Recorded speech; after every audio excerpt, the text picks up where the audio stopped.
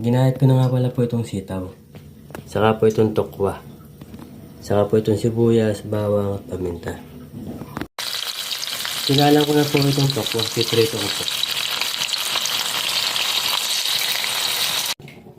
Kaya sanguhin ko na po yung pinirito kong tokwa.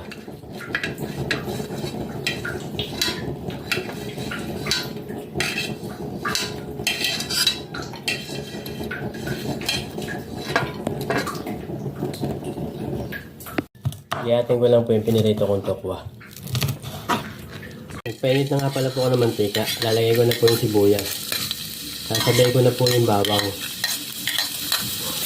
Lalagay ko na po yung tokwa na pinirito ko po. Haluin ko lang po.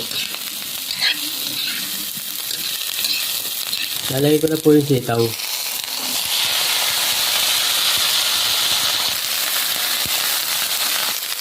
Lalagyan ko po ng tulo.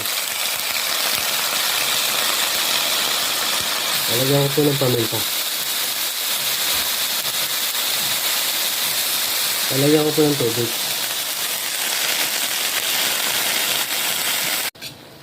Guys, okay na po yung adobo kong sitaw. Yung tokwa. Tikman ko lang po.